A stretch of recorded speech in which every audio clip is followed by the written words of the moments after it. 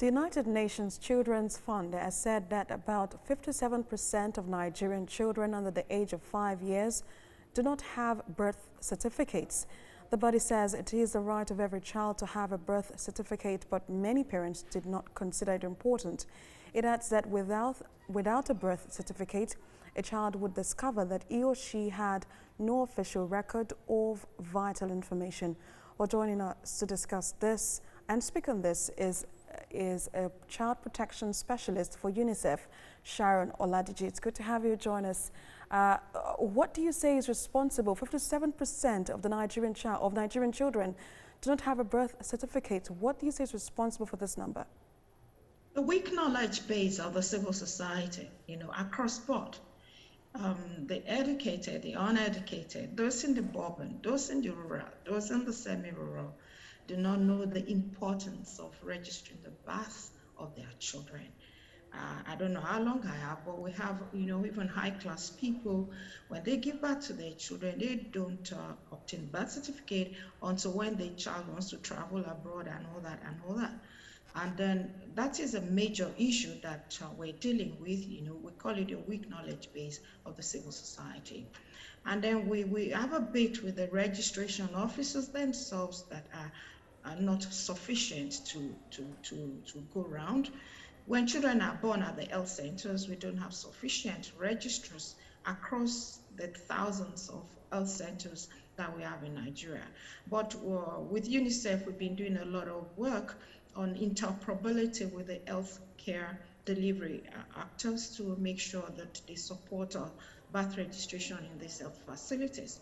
But basically, there's quite a lot of other issues that is creating this problem, but let me stop with those two. If time permits, I'll say more. Of course, a lot of challenges there, just like you talked about. A lot of persons do not see it as being important. But let's look at the institutional gaps, to addressing these challenges. What agencies or institutions should be given the funds or support to register a child's birth or even a person's death? What do you think, where should our focus be here in Nigeria? We shouldn't be looking for, we already have the constitutionally set up National Population Commission. And the birth certificates they issued are the only certificate that are issued that are recognized globally.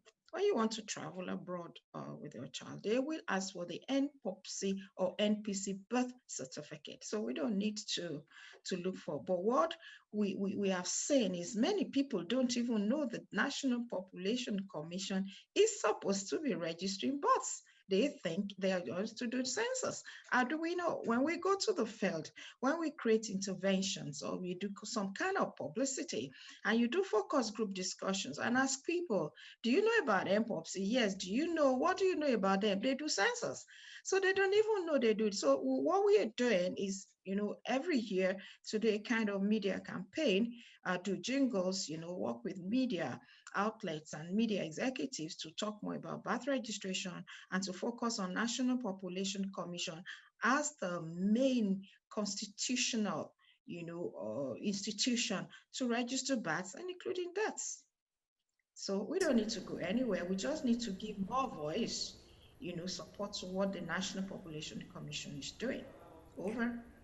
Okay, let me paint a scenario for you. Some persons will say that for those who are able to give birth in government hospitals, they are probably going to get in the birth certificate. But for those who go to private hospitals, which is usually the case, and for those who do not even go to, for those in the rural communities, when they give birth, the private hospitals give them a birth certificate. But is that tenable, compared to what the government hospital will be giving them? Actually, if you look at the Constitution, a birth certificate issued by a private hospital is not the birth certificate from the government, nationally recognized, constitutionally recognized, and even recognized by, especially when you're traveling abroad, where you get your visas and all that. So we kept on, in a little way, in our own little way, saying that the birth certificate should be obtained, your birth certificate should be obtained from the National Population Commission. We have a lot of issues on that because it's not only the private hospitals that issue birth certificate, the local government issue birth certificate, some hospitals issue birth certificate. We have baptismal certificate for children. So you have a child having close to 4 or 5 birth certificate, which is not okay. So with the media campaign, and now that we're talking to the media, if you want to support that, to take that up, we say just one birth certificate from National Population Commission is sufficient. And why is this so? Because the National Population Commission have the national data where children, where children that are registered are being counted, are being monitored, and the statistics are there to enable government plan properly for children. So we support that we should give more attention to obtaining birth certificates from the National Population Commission because of the constitutional mandate. Of course, given the scenarios that you've painted for us now, some persons would of course ask that, why is it important or why does it matter? But let's look at, if the situation is the same in other developing countries, why is Nigeria's case peculiar, if you'd like to weigh in on that? Peculiarity or problems of Nigeria is huge. We can start with the huge population that we have to cope with as a country, and the insufficient registers that we have. As we're talking, the projection for under 5 in Nigeria, under 5 children in Nigeria is 32 million. As we're talking.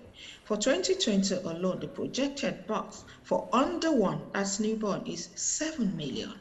And then we have about 4,000 birth registrars.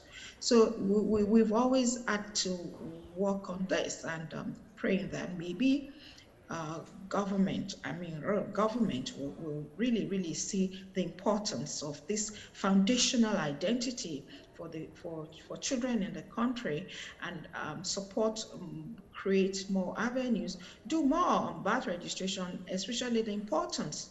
For example, talk about birth certificate for education.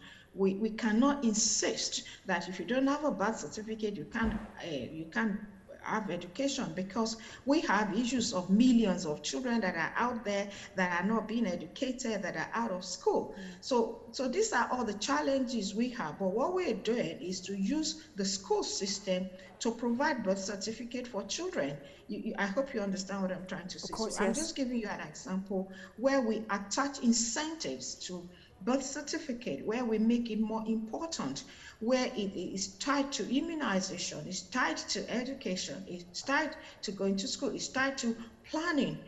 This is the best, this is what we can do. And then in the nearest future, we even want to work with the Federal Ministry of Justice to say that no child under 18 or under 17 should be using age affidavit instead of birth certificate. So these are all the things we're coping with as a country, and this is what is affecting universal birth registration, coverage or issuance of certificate. A child is 12 years old, you just go and do age affidavit and the school will accept it, which is not proper. So in the next future, we're hoping to work with the Ministry of Justice to deal with issuance of Birth certificates. age affidavit in replacement of birth certificate.